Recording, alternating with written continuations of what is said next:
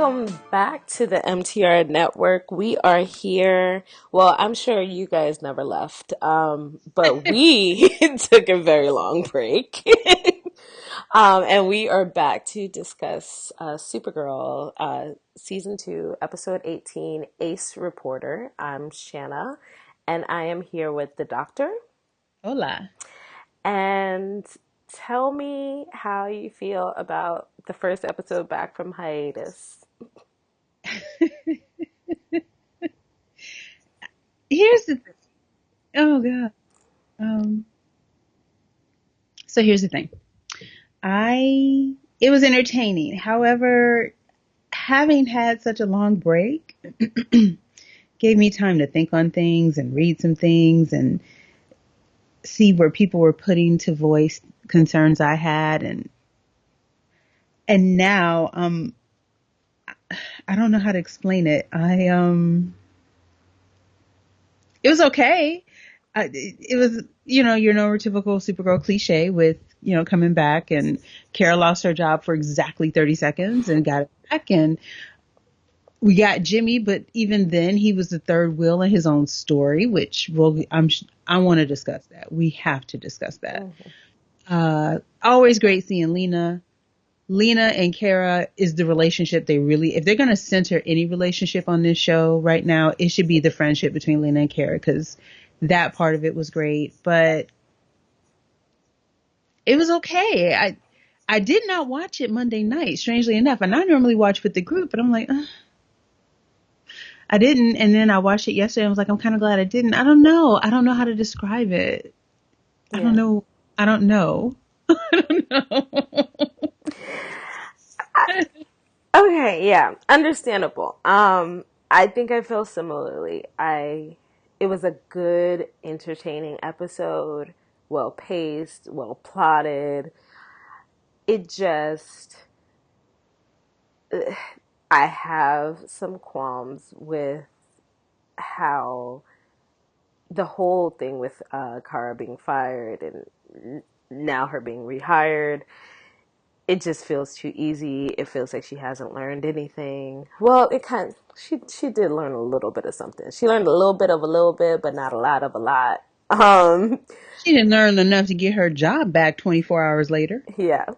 And then the Jimmy thing is I'm whoopee fingers to the whole entire Jimmy thing. Like every single time they bring him in, and it's not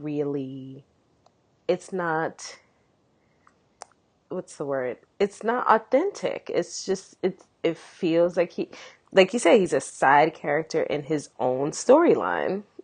It Hmm. makes no sense. And so yeah. So it's just really, really frustrating. And I don't know if it's just the fact that there's been some time off and we've had some time to like look at some things and all of that. But it's just yeah, like no one deserves this, least of all Jimmy, who's supposed to be Makad is the second build on this show. He should not. Oh, His I'll say storyline, we got Les Monel, which yeah. isn't necessarily a good thing either, because I like Monel.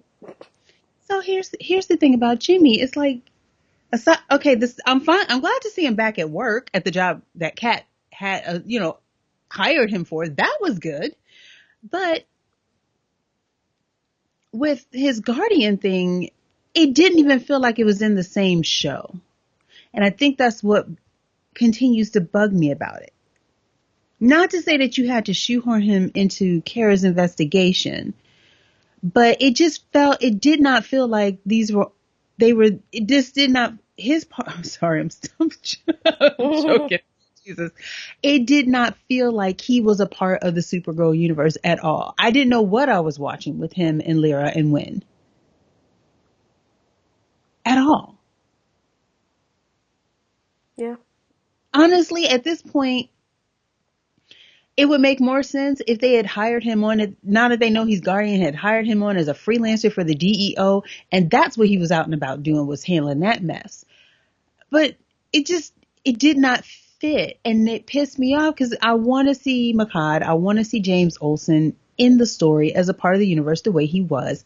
Not the way he was in terms of being just used, not in a good way, but write him in a way that makes sense. Right now, they're not. Yeah. I just it doesn't make sense that they would do this. I don't know. I'm I'm gonna look at the actor's IMDb right now. I'm like, Like, what's happening to him? I'm trying to give them the benefit of the doubt. Like maybe Makad asked for time off because he's doing something else. That happens. Like Thea's been in and out of this season of Arrow due to that. I'm like, maybe he has other things going on. But if this is all on the writers, yeah, he don't got nothing going on. Usually it'll be like coming up or in post production or whatever, pre production. Nah, he ain't got nothing going on. It just doesn't make any sense. All right, so let's get into it.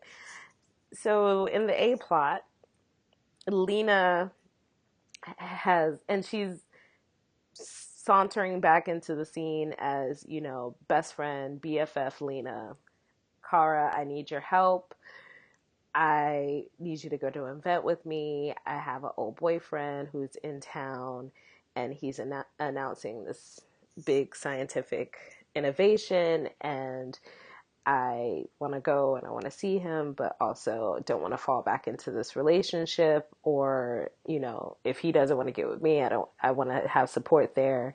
So she and Kara go to this big press announcement. And the boyfriend is played by Rahul Kohli, who is on iZombie. He plays Ravi on iZombie. And he's just this dashing British Indian guy. God, he's gorgeous. Yeah.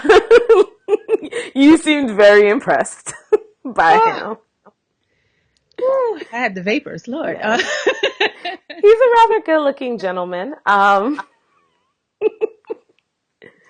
I will say about him is that he's very active on Twitter, for good or bad, because you know how sometimes people, celebrities aren't always up on what they should say or how they should say it, and sometimes that doesn't help them. So he's had his Twitter mishaps. Usually I've seen him apologize if something goes wrong, but I think sometimes also he's trying too hard to be funny, and he might not realize where he might be offensive. But he's also really into gaming, I think, and like that kind of thing. So I've like kind of seen him around on when it comes to cons and stuff like that. He'll be like moderating panels and stuff like that about like gaming and media and whatnot. So he's pretty savvy. Nice. He's a cool guy. So go ahead. I didn't say anything. Oh, sorry. I think That might have been my stomach. and so they go to this press thing, and Snapper is there, and Kara and Snapper immediately start going back and forth, like sniping at each other, because Kara's still writing for karadanvers.com, her blog. Which is not why she's there, by the way. Yes, mind you, she's there to be a support for Lena. She's not even supposed to be pressed and asking questions. But somehow, when the like Q&A portion starts, she hops her little behind up, talking about some like Cara Danvers, karadanvers.com. It's all in her little druthers. The funny thing is, because we're in the middle of doing all of our, con press pass applications, like we're doing all of that stuff, and they ask you all these questions, like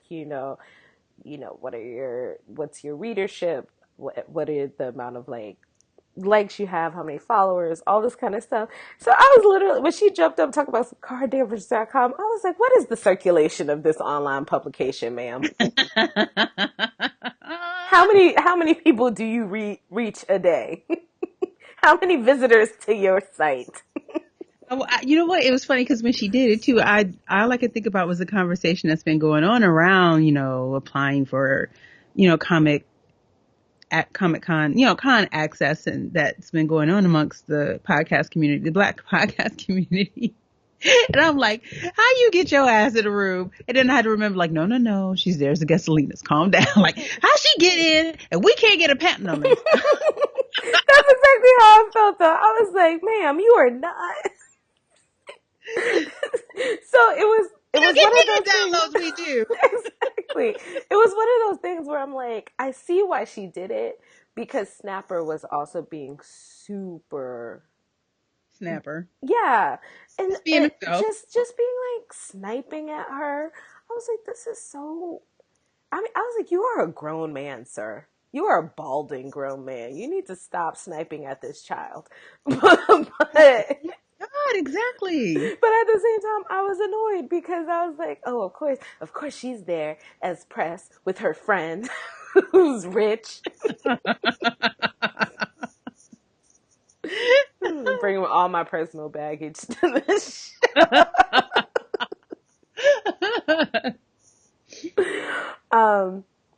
But the basic announcement is that there's this nanotech. So it's basically things we've seen in science fiction before. These tiny little robots that can fix things in your body. So he cuts himself on stage. The nanobots come and they like heal the cut. Which I had a problem with. Hello, bloodborne pathogen. Ain't nobody gonna let you do that in a venue. What the hell? Sir. Money talks. Money talks. He had the money. I love his name is Jack Spheer. His last name is Spheer, and the name of his company is Spherical. I don't know why that tickled me. So comic book. Oh my God. So comic. It's so comic like book. Roxanne. Like, it's just spherical. So then it becomes a thing because there's a whistleblower who wants to talk to Kara. Why? Lies. This is untrue. No, How any of this works. No whistleblower is going to Kara, but his whole reasoning was that she exposed the whole thing with the aliens, so he knows that she cares about helping people. That's why he goes to her and not any other publication. Which I will buy. I will buy it for that reason, because when he first walked up to her, I'm like, she has a blog. How can she help you? How is this going to help you, sir? This is not lending you any sort of credibility. No. So he goes, sir, and they are attacked by the nanobots, and they're in a car, the car blows up. And that was where we got that shot of her, which he used as the photo for the post, of her in her regular clothes with the S on her chest revealed from the fire. Can we talk about that real quick? Yeah. So my thing was, when they first showed that in the promo, I thought that was going to be a big part of this episode. I thought it was going to be about like Kara's secret identity revealed. I thought it was going to be Lena and that dude in the car and something else happened. But beyond that, can we talk about the fact that when did Kara get fire-resistant pants and jacket, but not a fire-resistant coat and not fire-resistant scrunchies? Because when she came out the car, her hair was loose, her glasses were gone, the symbol on her chest was revealed, her coat was burning, but not burning. What is happening right now? What are you doing? What are we doing? I completely suspended. That was just comic book logic. That was just comic book how that works. Because only the S on her chest is revealed. The rest of the sweater is fine. Yeah. God. I mean, it was a glorious shot. It was gorgeous, but I'm like, the coat is burning, but it's not burning. What is happening? It was a glorious shot. It really looked like something straight out of a comic book, so I like that. Um, and so then they go through all of this kind of back and forth and espionage shenanigans to find out what's happening at Spherical, while Lena is dealing with the relationship side of it, where Oh, she really is still in love with this guy.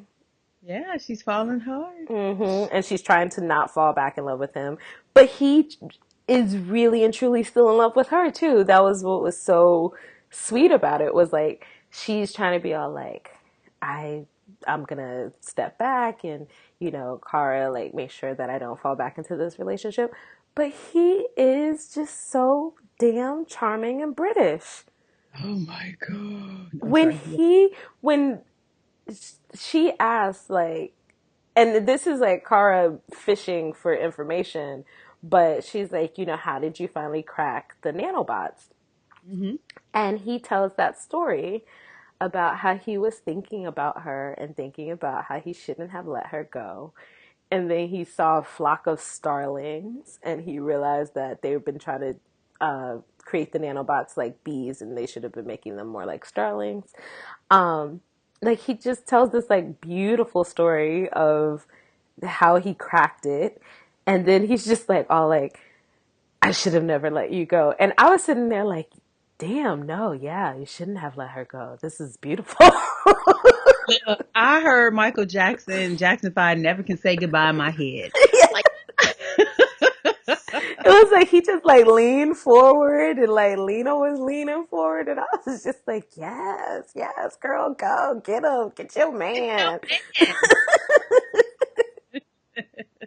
And then I love it because Monel, who, again, I swear, has a completely different writer from everybody on the show. There is somebody in the writer's room who is Monel's writer. Because he was very little in this episode, but boy, did he pack a punch. He was hilarious again. So, when he hugged Jack, I keep wanting to just call him Rahul Kohli. When he hugged Jack and was like, I feel really close to you. I feel like we have a connection. A connection.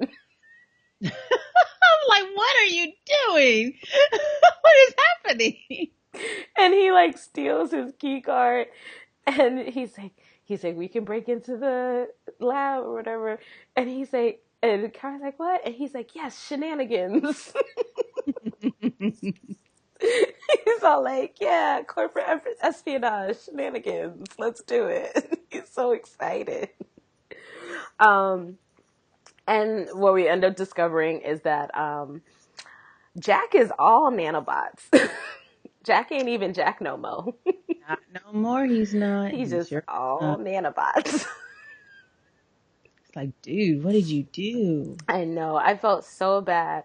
But then actually, twist upon twist, turns out, yes, he's all nanobots, but he doesn't remember doing any of these things. All of these, whistleblowers that have been turning up dead because of these nanobots actually isn't him. He's being controlled by his assistant.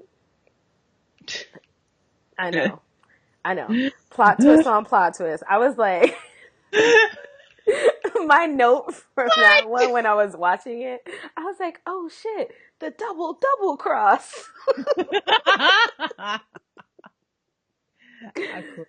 I quit. Because I was just, seriously, I was watching, I was like, Lena, no, don't go talk to him. You're going to get hurt. He's going to hurt you. And then when it turned out the assistant, I was like, oh no. I totally was reading this, like watching it like I was reading a comic book. I was like, It literally turned out to be that bitch from work. It literally turned out to be that bitch from work. I liked it though. And then we found out Lena got them hands. She said it too. She was like, "You forgot I'm a loser, bitch." I'm She like, yeah.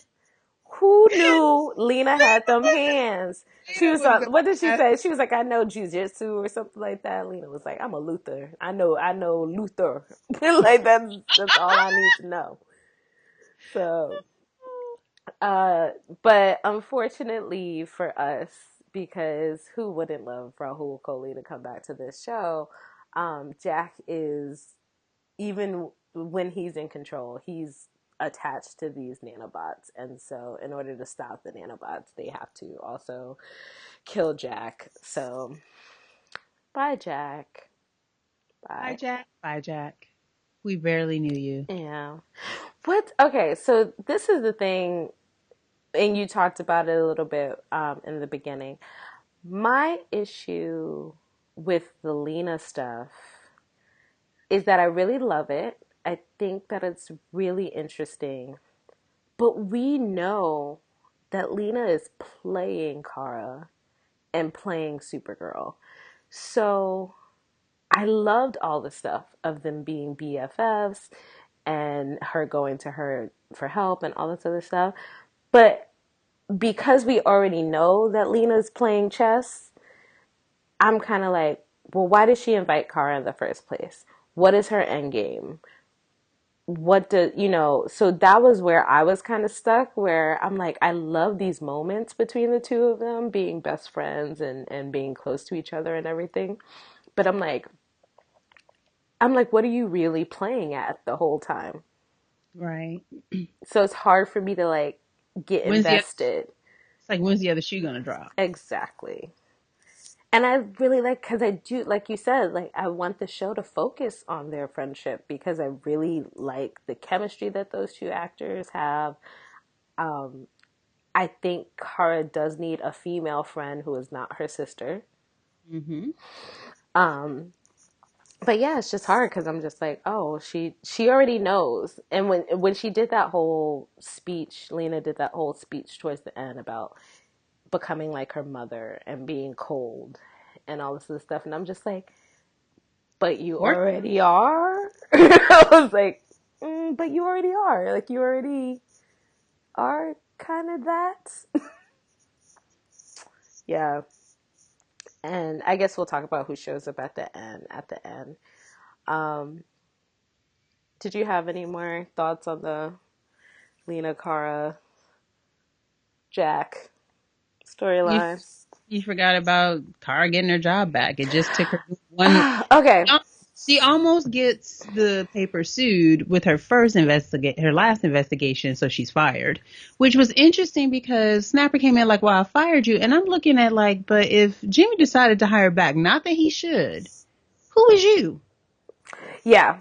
So this ties into the B plot in the sense that I was like, my two notes on Jimmy was I was like, oh look, it's Jimmy the Guardian, and then like 2 seconds later it was Winn and Lyra, and I was like, didn't Winn break up with the criminal? Why is she here? And then my next note was like, oh look, James is in the office, and then immediately it was like, oh, but he's not in charge of anything because here's Snapper, like he's like, I fired her, and she can't be on the premises and all this other stuff. And Jimmy is like, I'm in charge and she's my friend. She can be anywhere I want her to be. And I'm just like, well, then why didn't you just hire her back? Because at the end of the day, Snapper wasn't wrong in what he did.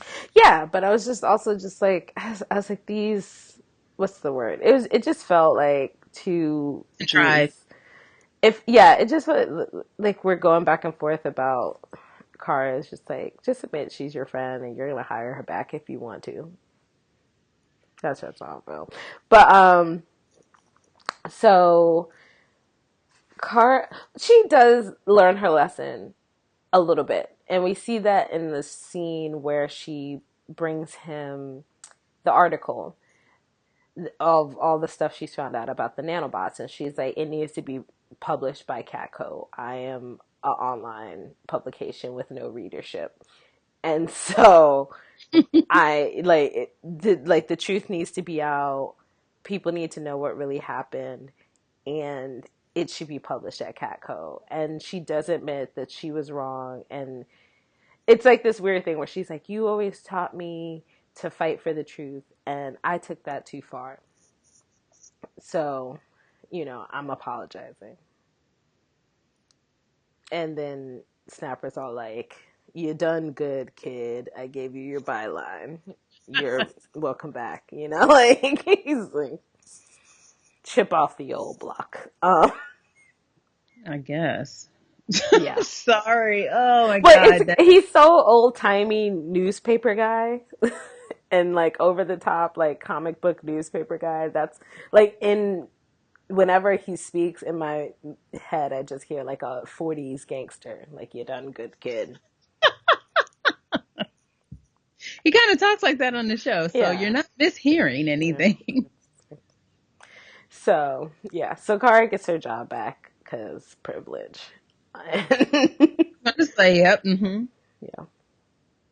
So, yeah, I guess it's just like it was inevitable. It needed to happen. And now that she's working back at the paper, I'm sure we'll never see James in the office anymore. So, Let's get into this B plot so let's yeah. go.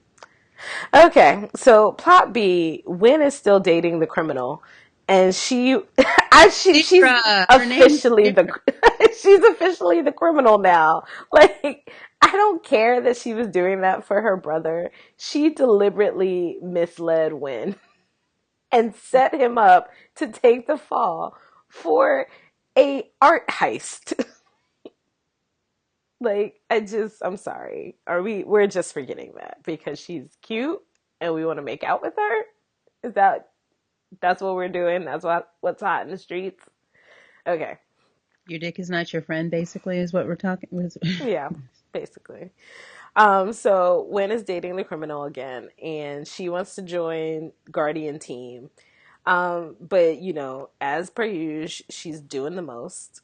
Um, so she is straight knocking people out and like Jimmy, of course, like the one criminal that Jimmy encounters, he finally encounters a criminal who is young, so he's like, oh, you're just a kid. And Lyra just starts whooping on this like 16-year-old boy who's robbing a convenience store or whatever. She just straight loses it on this little boy. And Jimmy doesn't want her to join the team. And then Winn has to tell her that, and she's upset. But then, of course, like, Jimmy realizes how upset Winn is, and he asks her to join the team. And that's the whole B plot, basically. Am I missing anything? No. So, this thing, like, immediately when I saw Guardian, I was like, cool. Jimmy's back. We're going to focus on Guardian. We're going to get some Jimmy story. And then bait and switch, it immediately becomes about Winn and Lyra. So even now, even though we got more James this episode than we've got the last several, it was only to advance Wynn's romantic plot line. I did not. And I feel like Wynn's romantic plotline is not. It's not like Wynn's romantic plotline is teaching me more about Winn or advancing the overall story. Or even necessary. So, so like Wynn's plotline with Lyra was interesting when I thought she was. Did she got kidnapped at one point, right? Or no?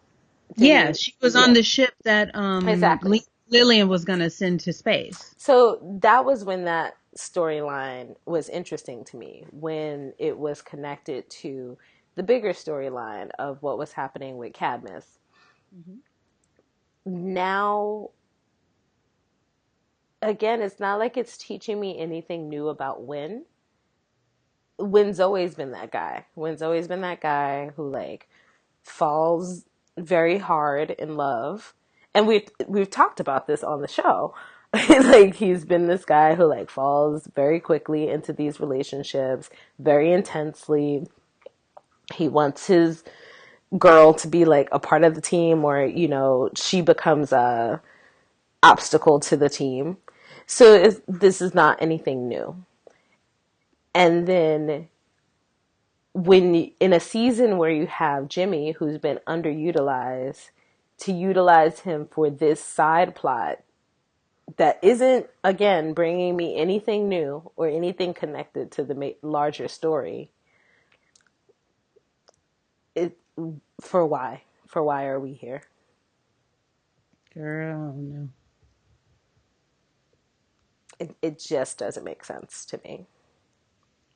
Oh, I found out a little bit of trivia. What's that?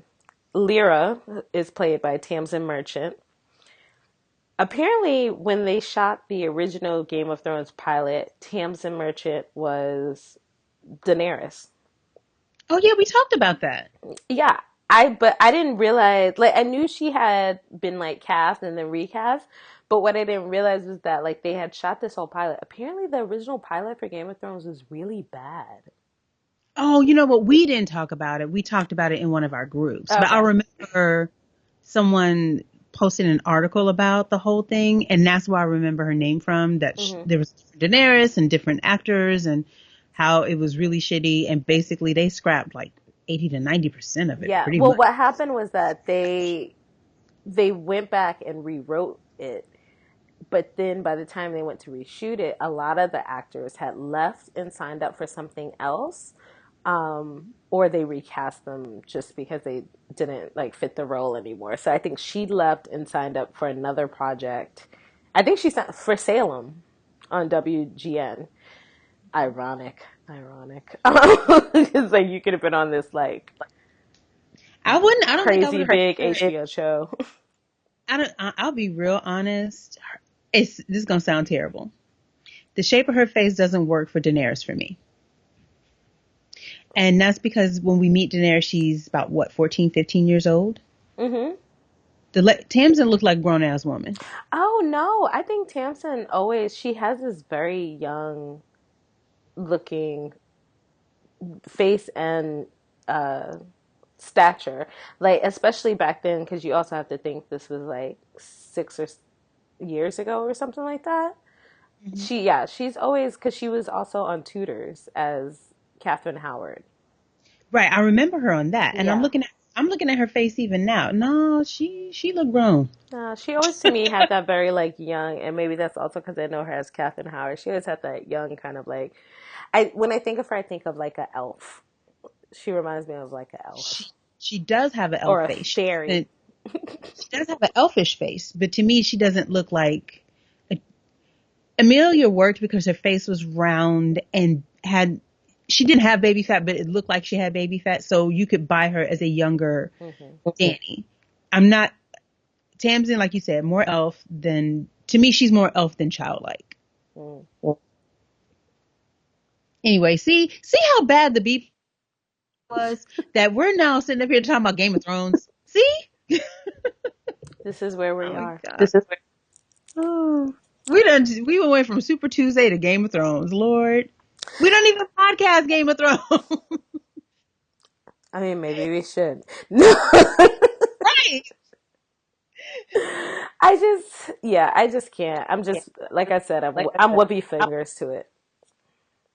It bugged me. I'm like, don't do that. Why are you doing?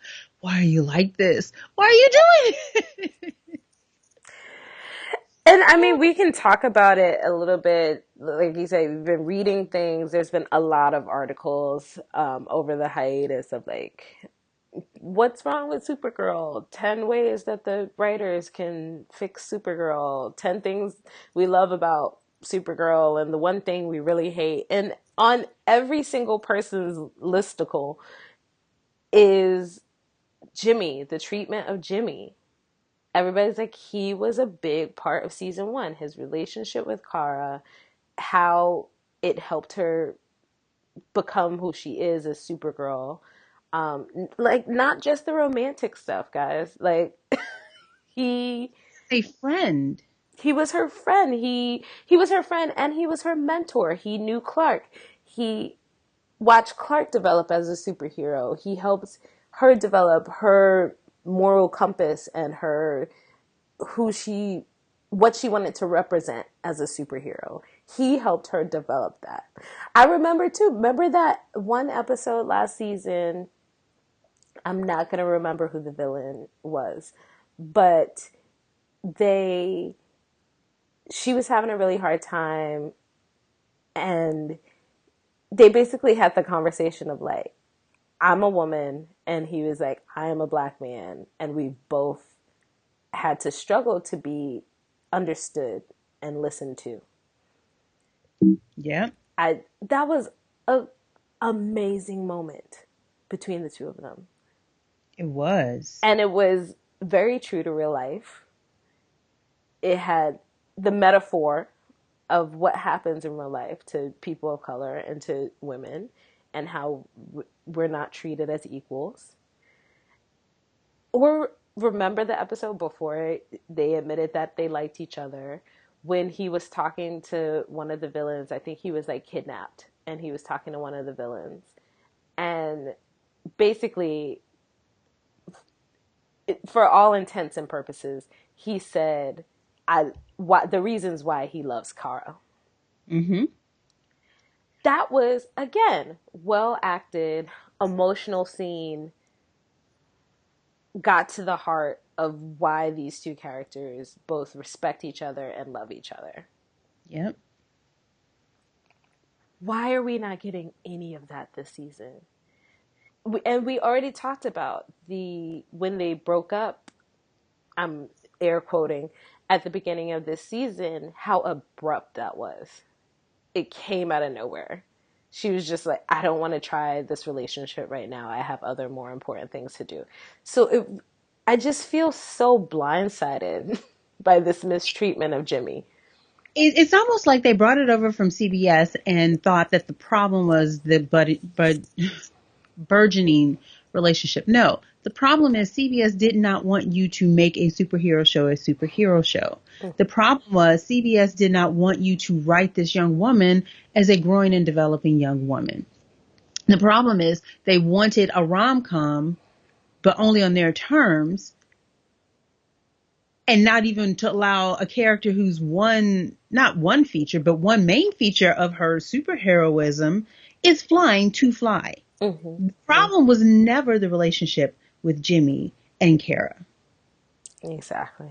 As much as I rag on that raggedy ass kiss they had, their friendship meant something. Their friendship was important.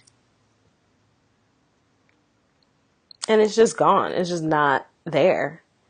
The only time we see James lately is to interact with Winn. And like I said, unless Winn's story is somehow connected to the larger plot, or we're learning something new about Winn, or he's developing as a person, which I don't necessarily see, then what is the point? What is the purpose?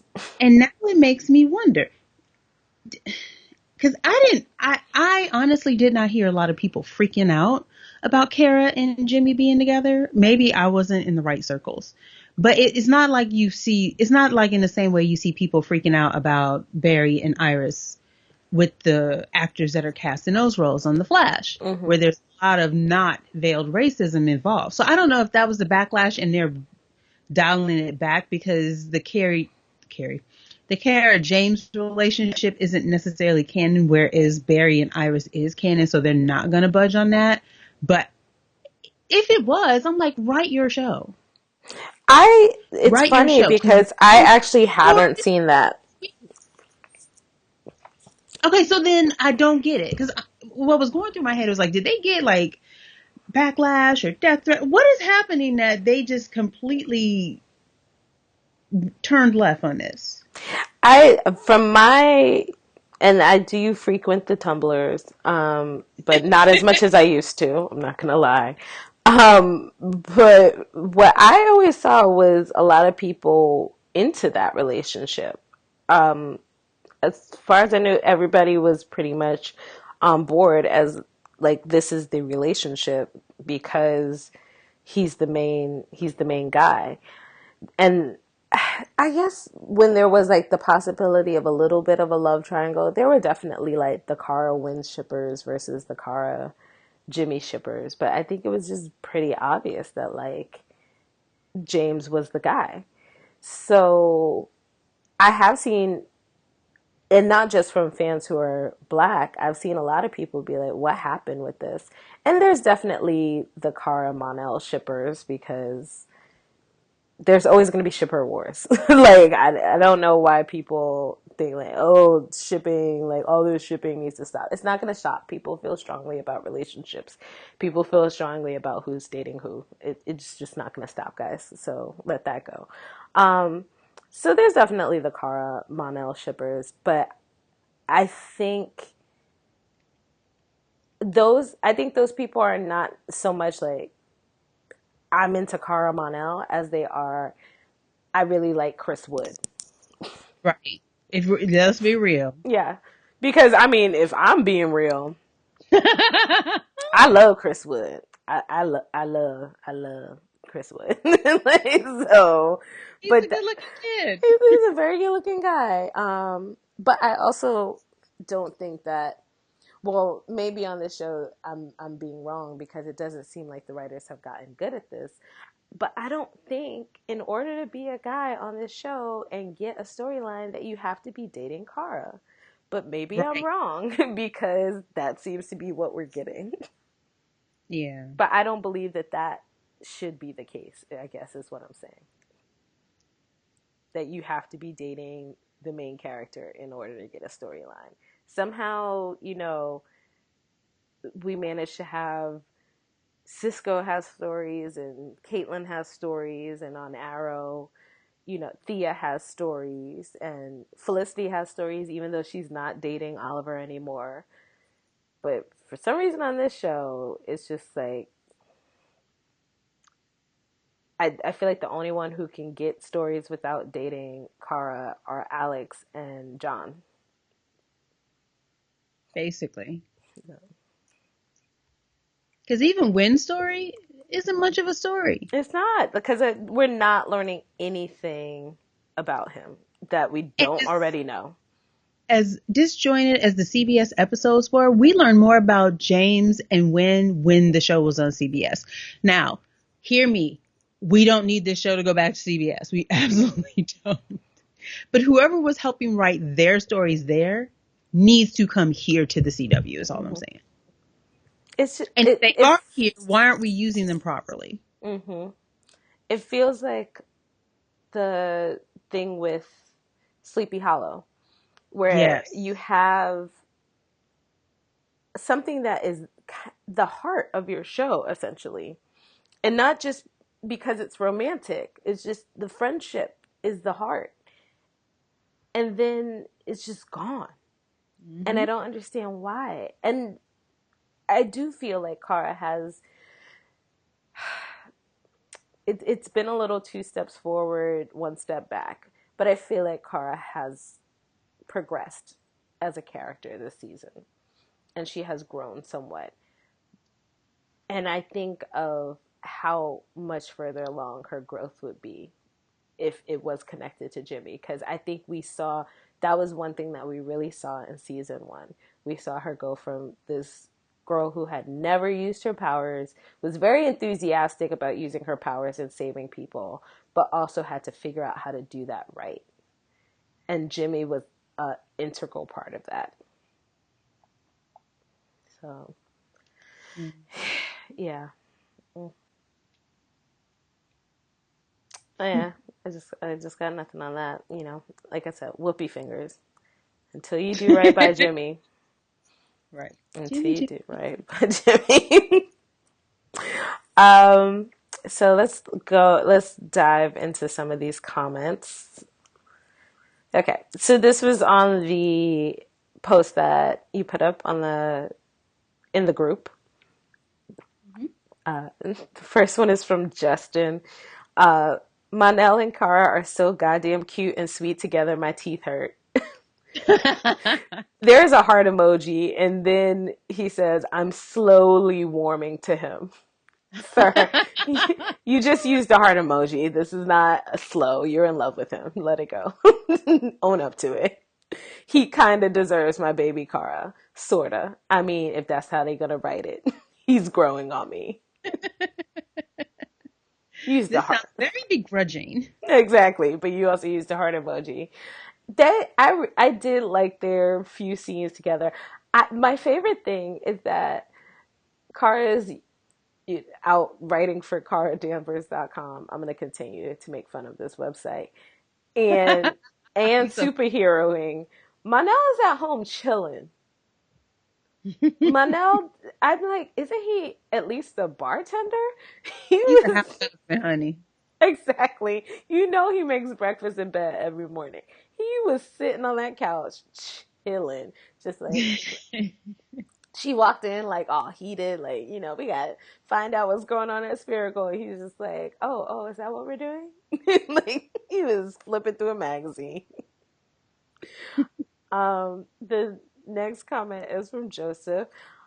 Manel has been the logical one twice now. I don't know how to feel about that.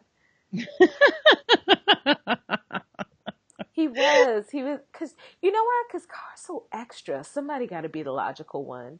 She's so extra. The way she like, we're gonna crash their date. We're gonna, and he's like, is that what we're doing? Is we're just gonna walk in on their date? Okay. Like, and Yes. he just kept it very subtle. He was like, I'm gonna hug this guy. I'm gonna make it awkward. I'm gonna get his badge. I just people sleep on Manel, but low key, he is the most logical one right now. Winn's girlfriend, forgot her name again, has anger issues. I want Kara and Lena to get together so Kara can dress like an adult. I actually like her style. I wish I could pull it off because sometimes I wish I was like the pencil skirt, button down, kind of, professional. I just can't pull off that look at all. It doesn't work on me. It's like too much boobs and booty to be wearing like a pencil skirt and a button down with a sweater vest. Yeah, I can't pull that off either. Yeah. Yeah. um, Yeah. I mean, I could probably get away with the top, but my ass is too big. My mhm. hips are too big. My thighs are too big. Nope. It's nice to see that Snapper has a bit of a heart. Too much heart, if you ask me. Kara should still be unemployed. I'm just saying. But really, she doesn't need to be unemployed because she's just one of those people. I feel like part of the reason that Monel was just sitting at home chilling is like she's finally out of the house doing something, and I can have this apartment to myself. I can breathe. Yeah, he like purposefully took the night off when he knew Kara would be out. He's like, "Can I have Wednesday night off? My girlfriend's gonna be doing something." All right, Joseph continues. They sort of gave Jimmy something to do. That's a plus. They get they gave Mm. Jimmy the bare minimum of something to do. His whole something to do was to help Winn and his girlfriend. That was it. Okay. And Joseph's final thought: I need Sharon Leal to back immediately. True that. You know what would be great Mm. is a scene with John and Jimmy and Megan talking about number one how ridiculous Kara is. Just throwing all the shade. And just like talking about like being superheroes. Like I just can we get all the black people in one scene? Remember that scene on The Flash where it was like Barry and then it was like Joe, Cecile, Wally, Iris, and Cecile's daughter. So it's just like Yeah, Joni, because yes. yep. Yeah, I clearly The was Joni not gonna remember person. her name was Joni. I am because my cousin's name is Joni. There are black people named Joni. Fact up. Okay. Hey, okay, your world. But yeah, remember that scene? That scene was glorious. It was just Barry surrounded by black folks. I would love a scene like that. throw Kara in that scene just as a token white. I would love But that. she has to stay quiet. Yeah, I love that. Reading her for filth. Um, oh my gosh. I like so Justin replied to Joseph's comment just to say that Lyra is totally his type. And Joseph said the fact that I can never remember her name has got to be a running gag. Okay, this is gonna be bringing it topical to some current news. Do you watch Jane the Virgin? I don't. Oh, okay, so recently the guest star on Jane the Virgin has been Minka Kelly. Ugh. Minka Kelly, who maybe, possibly, probably is dating Jesse Williams, who just broke up with his wife. Okay, and let me qualify my because my is not about Minka. It's about Jesse. I've been side-eyeing Jesse since that Birth of a Nation bullshit. So unfortunately, Minka is fine. She's a forgettable. I always forget her. Like I forgot she was in Parenthood, and I love that show. And she was an important part of Parenthood. She was a Jace. She wasn't that important. Yeah, Sorry, up a marriage. she was more important on Friday Night Lights, but So let me qualify that for folks start right now. I have no issues with Minka Kelly. I just always forget her, but unfortunately, whenever I hear her name, my has nothing to do with her. She is living her life. She is fine. It's about Jesse Williams trifling that. my if anyone should have Minka Kelly hate, it should be me because she dated my husband, Chris Evans. But anyway, Oh, but no, the running gag on that show with her character is that the narrator she's dating or she was dating Raphael, and the Mhm. narrator could never remember her. So what would happen was like they would start the scene and they'd be like, Raphael and Jane, like the narrator would be like, Raphael and Jane were da da da da da da da, like doing his usual like narrator stuff. And Mhm. then she would say something and the camera would pull out and you would realize she's been sitting in the scene the whole time, but the narrator just forgot about her. Like the running gag was the fact that she is so forgettable. Wow. It was the funniest thing. Because I've always liked Minka Kelly. I liked her on Friday Night Lights. I liked her on Parenthood. She was on that other show, Almost Human, with Michael Ealy. Um, like, so I've always liked her, but I have always been like, she looks like at least three other actresses. So if you swap them out, I couldn't really tell the difference. So yeah, I really that was one of my favorite things about that gag. It's just like she's pretty freakable. Um, guess not. I'm sure the one person who won't forget her is Jesse Williams' ex-wife. Um, Oh God, you ain't right. I love you, Erin, girl. Oh. Support. Call me if you need anything. Um,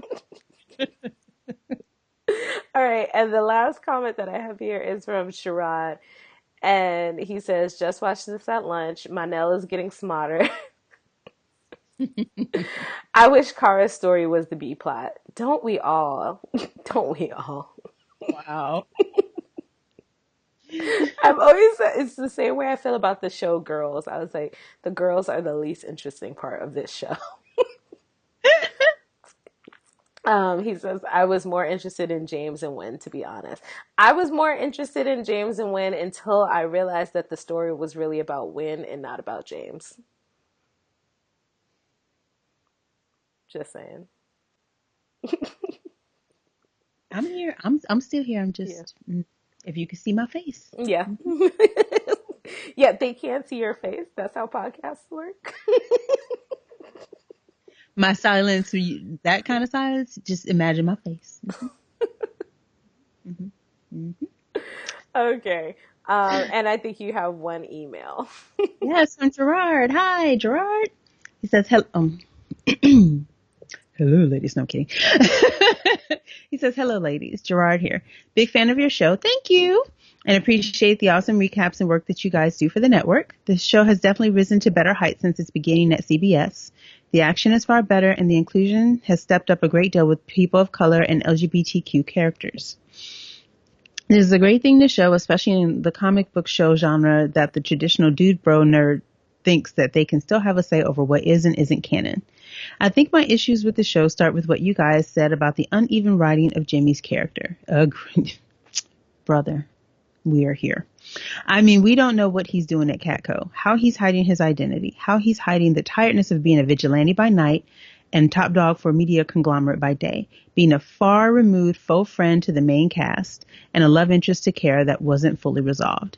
It's frustrating to see newer characters like Chris Wood's character get all the crazy quips and shine while Jimmy completely gets derailed. Amen, brother.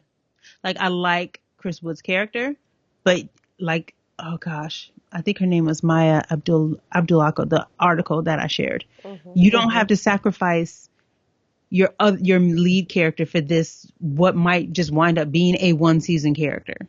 Mm-hmm. And I think so. It's one of those things where obviously they like Chris.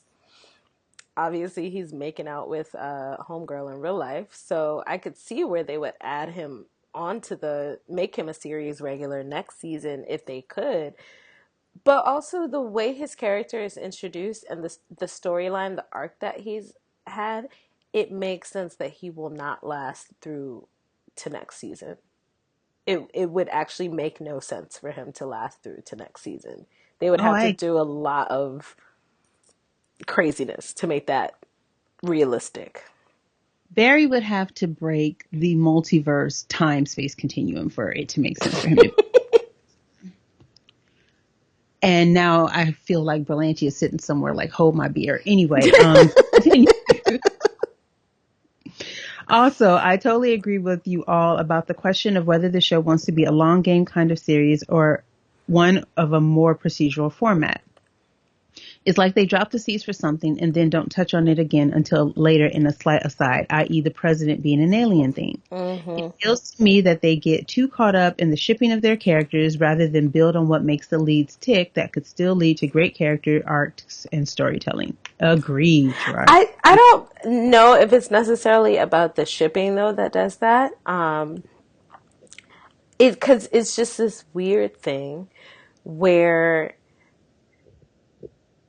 And Flash does it too. Arrow does this too. Although Arrow's been way better this season. It's been a much tighter season. Where they introduce something and you're like, ooh. And then you just don't see it for episodes until they really need to. And I think it's the 22 episode season thing as well. So like they'll introduce something and then because it's not something they're ready to reveal, you just don't hear about it for episodes. Like the president thing, I had forgotten she was an alien by the time they brought her back. So I don't necessarily know if it's because they're focusing on shipping rather than on story. I think it's more they are bad at seeding things. Like they want to drop nuggets, but they don't drop them at the right points. All of a sudden it's like, oh yeah, this is the thing we want to focus on. So here we come barreling back with this thing that you guys forgot about because the last time you saw it was 10 episodes ago. Yeah. Yeah. And then he wraps up, sorry for the long email. Oh, no problem. It wasn't that long.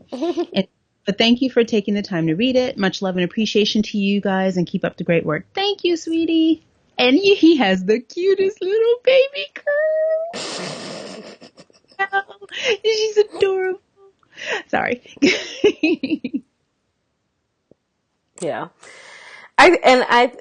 So this is something we've talked about before with the whole 22 episode season and things being tight, things being dragged out, and you can see that it's being dragged out.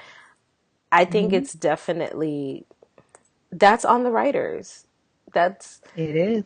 It's just, you either have to be better at pacing it or seeding it in a way that makes sense. I get not wanting to reveal stuff until you're ready, but if that reveal isn't going to come until 10 episodes later and you're not going to have anything in between those 10 episodes to connect, then don't do it that soon. Just wait till later. Right. So what would you grade this? Um, so hard because it was a really entertaining episode. So it's like, I just don't know if we're going by just this episode, like just this episode, Just then this episode? I would say that it's an A. But if we're going by how does this episode connect to a larger season, it would be like a B minus because I don't see how this episode connects to a larger season other than the fact that we're seeing characters that we've seen all season. I don't like, we're on episode 18, so we have 4 more to go. I don't see where we realistically end up or how we. I don't even know what we're wrapping up at this point. At the Yeah. very end, they showed Manel's trifling ass mama again. So trifling ass mama's back. She's ready to wreck shop because she wants her son back. Um, so I guess she's the big bad for the end of the season. I guess that's good if they're hoping to keep Lena around to next season because she is playing a long game. Um, I don't know if I can't see what we're heading towards. With Arrow, I know what we're heading towards. We're heading towards, taking down Prometheus. We're heading towards um, fighting, you know, Dolph Lundgren. Like I see where we're heading towards. The Flash is very clear. They've already set their thing. May 23rd, save Iris. I don't know what Supergirl is heading for. And so I would give it a B minus too, not because I don't know what we're headed for, because at this point in my mind, I think I've kind of reset myself to accept that this is going to be, right now they're running it like those old 80s shows. When I think about, I watched all those seasons of MacGyver when I was a kid. I watched them again when I was an adult with Crystal from over at Project Fandom. We watched them together. And they didn't even have an overarching, like, it was just, MacGyver getting into shenanigans. So that's kind of how I've reframed Supergirl, Kara getting into shenanigans, Mm-hmm. because they haven't proven me wrong. Even with that, though, in terms of advancing character development and arc, I still give it a B minus. It was entertaining, but it was fluff. Mm-hmm. That's what I'm saying. Like, it's fluff. I don't see where we're going, where we're heading, what it relates to. I don't see how any of our characters grew other than Kara learned that y- you have to have ethics in journalism. Like, I But don't. she learned that she learned that the last time we saw it. So, Exactly. So it's not really advancing anything. right. And it's kind of like what Chris said about the musical episode. And part of that, when you wade through the curmudgeon of his disappointment with the musical episode, this one has the same problem he had with that one. You don't put it at the back end of your season. Mm-hmm. This was an episode that you could have put at the very front of the season. Before Winn found out that his girlfriend wasn't shit, you could have put this back there and we wouldn't have known the difference. Yes. And we should be at a point in the season where like everything has purpose. Everything is taking us towards the end. Nothing should be fluff. Mm-hmm. Yep. So that's it. Yeah. So I got and and maybe that is what makes Supergirl different. Maybe Supergirl is just the show where it's villain of the week. There's some side stuff with some character development or some side stuff with some relationship stuff, whether that be romantic relationship or friendship or whatever.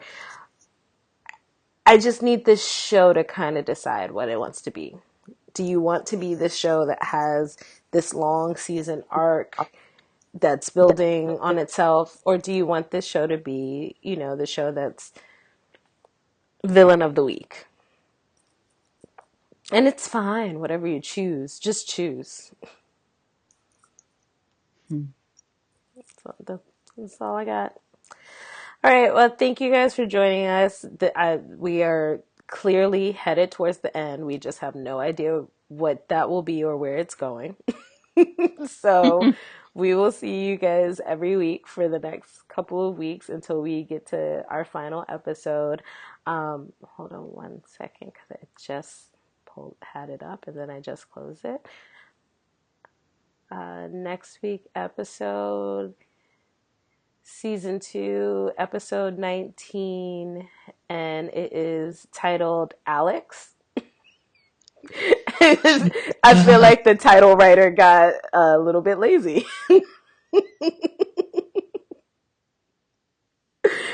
So, I mean, I have no idea what this episode could be about. Oh, maybe Alex? Look. Never mind, because I got to get to work. I'll bring it up next week when I see the episode. Let me not project. So, yeah, so that's going to be our next episode, Alex. We truly cannot think of what the episode could possibly be about. We will talk to you next week. Thank you, everybody, for your feedback and comments. Bye. Bye.